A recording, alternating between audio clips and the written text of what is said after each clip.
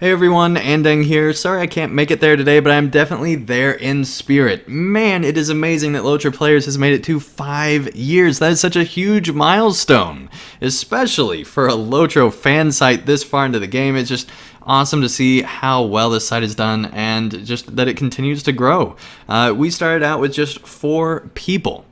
4 people, and we've grown into just this giant network. With over the years, we've had over 60 people just involved in the website in some way or another, and even more people contributing to the podcast and all sorts of things. So a big thanks to all of you over the years who have had any hand at all in Lotro Players. It would not be what it is today without you guys, so a huge thanks to all of you. A special thanks to Draculetta for keeping the network going. You are awesome, buddy, and just have been able to make everything run so smoothly. So thank you so much, Drac, for taking over. And also a special thanks to Pineleaf, who was there at the start and has continued to be there every step of the way, and is still the host of Lotro Players News after all these years. Pineleaf, thank you so much for keeping things going. You do such a great job each and every week, and there's just no other host out there that's like you. You are such an original trailblazer. Great job, Pineleaf, and keep up the good work. Also, a special thanks to the one who edits this show. You do such an amazing job, and I know how much work goes into that every single week, and it is such a marathon, and thank you so much for keeping the show going. That's just fantastic. And can't wait to see another 5 years for Lotro Players. I'm really looking forward to that. Drac, I hope that you get the red painted skeleton steed at some point. And Pineleaf, I hope I can pay you back for Matt Heathertoes, because I'm still thinking of ways. I still haven't thought of a good way to get you back for that. And longtime listeners will know what I'm talking about. And speaking of just moments from the past, here are some of my favorite moments from over the years. But before I go, thank you everyone so much once again, and I'll see you again real soon, and hopefully I'll be there for episode 300. But till then, thank you all so much. Pineleaf. Yes? I think that there might be a poem. Oh, yes, there is a rumor that there is a poem here. Very well. And it is called Orc. With a K. Yes, with a K, but I'm not going to say with a K every time I say orc in this book. There is an orc with a K on my fork with a K. There is an orc on my fork. Is a bit of a dork, called Mork from York. Feeds off pork and cork. All works like a roar roark. That's orc on my fork. Working, forking pork. No pokem and no pokem pork. Porque, that's Spanish, porque. Porque? No say. Work, cork. That orc on my fork. Forked tongue, orc twisted. Torqued, norking, sork, and zork. Corky, orky, orky, torque. Forking mad, that orc. On my fork. Oh, that was awesome. You ever come to swearing on the Oh, I'm literally crying from laughing so hard. That was almost Dr. Seuss. That was awesome. More Sue. Please give us more. Oh, no!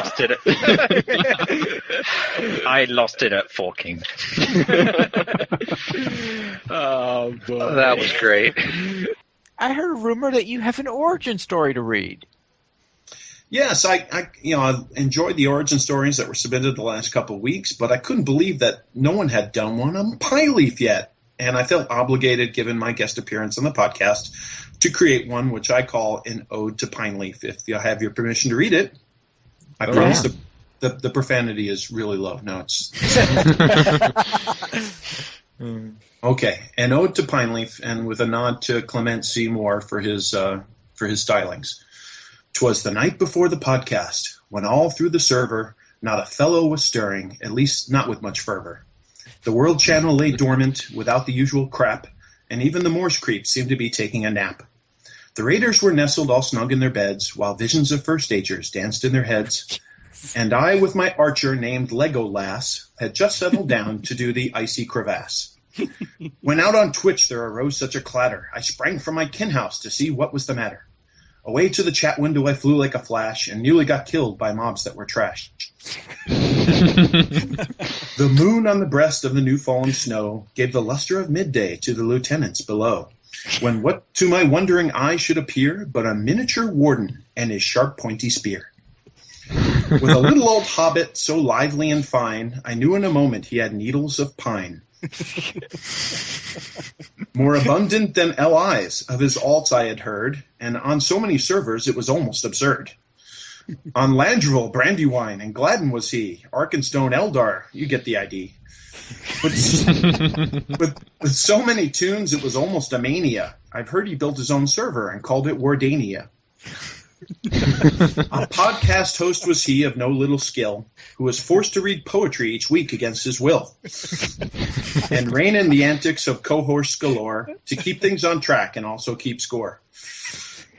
A sound mind he had of metrics and data, and he'd been playing Lotro almost since beta. He knew everything you could know about the game, and if he was ever wrong, it was you who felt shame. The stump of a pipe he held tight in his teeth, and the smoke encircled his head like a wreath. He had a broad face and round little cheeks, and a rather high-pitched laugh that was somewhat unique.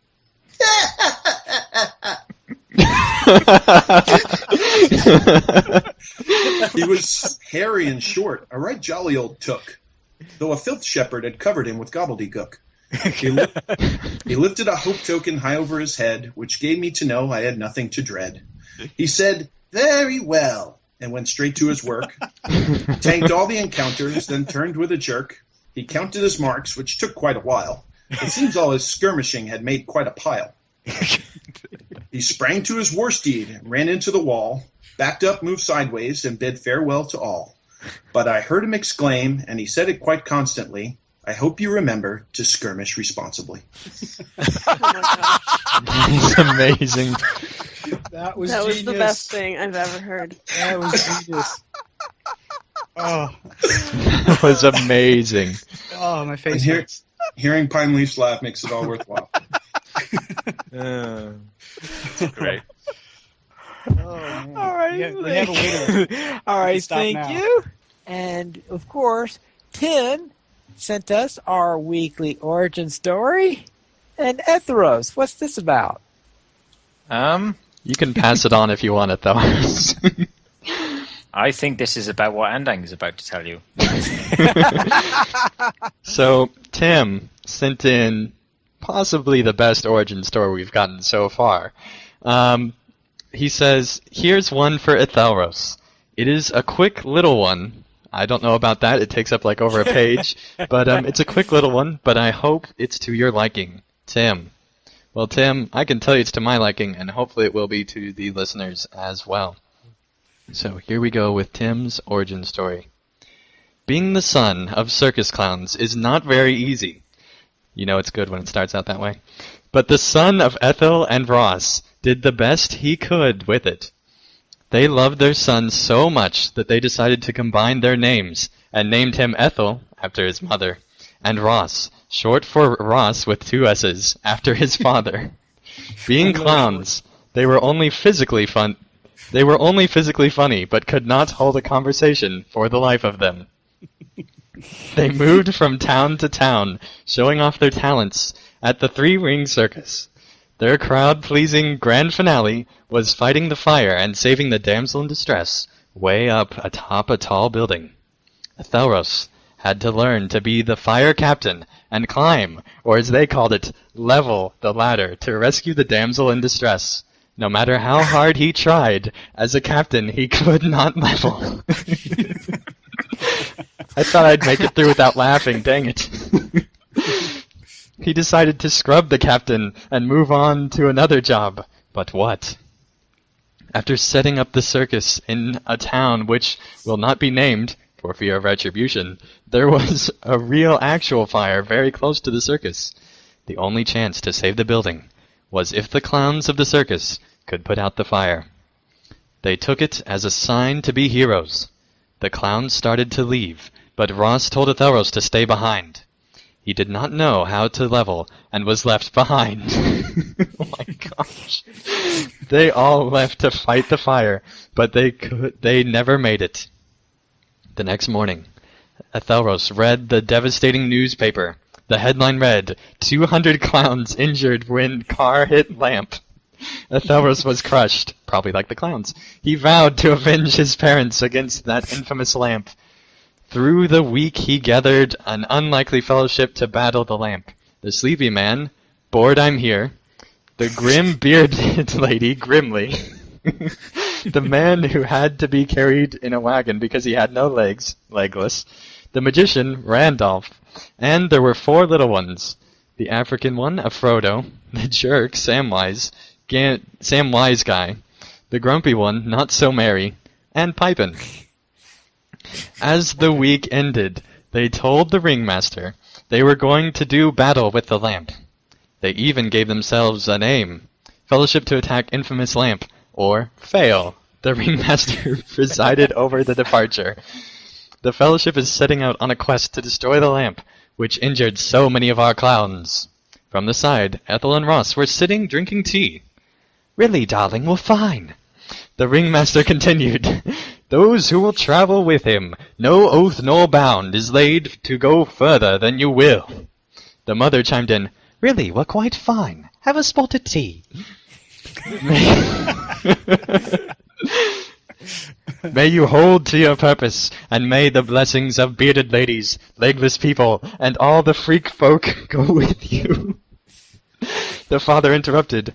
How about a crumpet of jelly? Together, the 9 companions marched on the lamp. As they approached it, they could smell the foul stench of battle approaching. They charged on the lamp, running faster than they had ever run before, with the exception of Legless, who was left far behind in his wagon. Hello?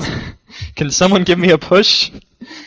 They drew their swords, yelling and screaming with fervor. They had bottled up since hearing of the injured comrades. They splashed onto the lamp as it fell over. All of them stood up. It was completely silent, except for the crows circling overhead, looking for fresh meat.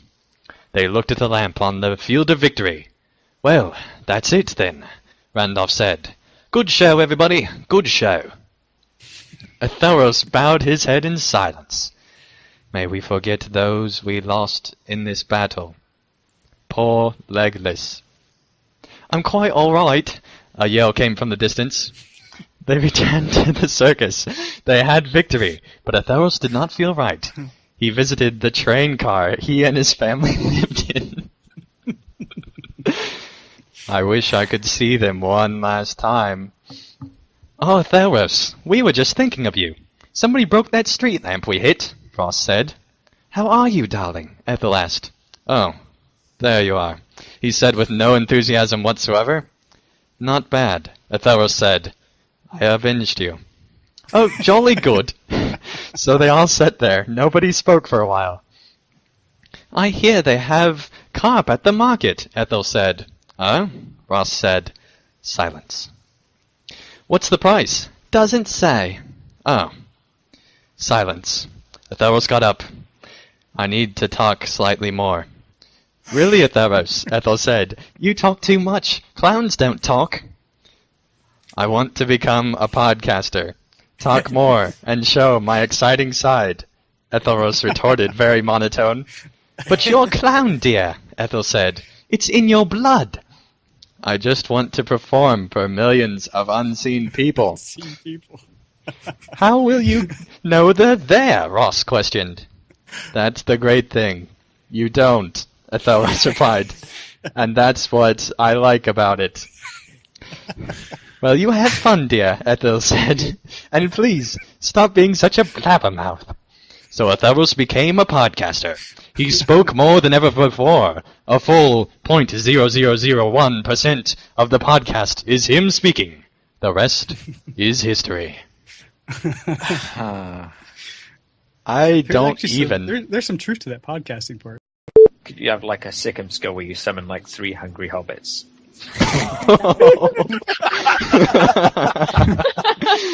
That would be overpowered. That would be amazing. That would be awesome. What? No. Sorry. Yeah. Well done. our baby Hobbit has been very, very excited about us podcasting, haven't you? Yeah, she's super excited. She has created an entire podcasting setup down there, including a pom-pom, because she wants to cheer for us. It does sound like Golden Star is about half volume of you, Merrick. That's normal. Yeah. That's on Yeah, purpose. he does it on purpose. What? You're saying that like it's unplanned. He's talking to us. We should listen. And then we'll ask about how. We never listen to him, so it's okay. I'm partially listening. I know. I can answer that one. Yeah. Merrick, if you don't listen to Golden Star according to her, then how are you going to listen to me? Just don't worry about it. Yeah, you're Just, pretty much. I'm much lower on the priority, giving up ahead of priority time. list. Though sometimes you're in your own little world with your cat. With your cat. No, the cat's just a witness. Oh my gosh. Dude. I love you and your cat, Elros. I don't even. Would you say Pine Leaf likes skirmishes as much as Drac hates epic battles? More so. Wow, I don't know about that. Drac, I That don't think should be you've the question spent. of the week. I don't think you've spent thousands and thousands of hours thinking about ways to hate epic battles like Pine Leaf has spent hours upon hours upon hours loving skirmishes. I'm pretty sure. You, sir, would be surprised. I highly doubt. I highly doubt that's the Pine Leaf case. laughs there. That was possible. I mean, Pine Leaf maxed out the mic there. I don't think that's ever happened before. That was quite the laugh. Well, it deserved quite the laugh. Touche. Do you guys start on time? Pine Leaf makes sure that we start on time. Yeah, With Pine Leaf, we can't not start on time. yeah, we have a Pine Leaf. We don't have a choice. I would just like to say, with the amount of laughter, that I'm very glad I peed first. Oh, that's going in the blooper reel. Because oh crap, we're still recording. Awesome. Andang's already clipped that out. It's already on YouTube. There's no turning back. You hang up first. No, you hang up first. You. I don't wanna hang up first. You hang up first. No, you hang up first. Okay, let's hang up at the same time. Okay, Ready? wait, on 3 or after 3? Oh, I don't know. Whatever. Let's just do it. 1, 2, 5. We need a song like "I have confidence in Pine Leaf." I have confidence in Pine Leaf every day that goes by. I was thinking he is my kind of guy with clear wine singing a song. I was thinking more like Sound of Music instead of that sound. I'm the king's minstrel. I'm the most qualified. Okay. Did you hear my tour more of a song? Should I sing it again? I think we will pass it then. Let's get started. All right, let's get going here. Pine Leaf would be something more like, Oh dear. Oh my goodness.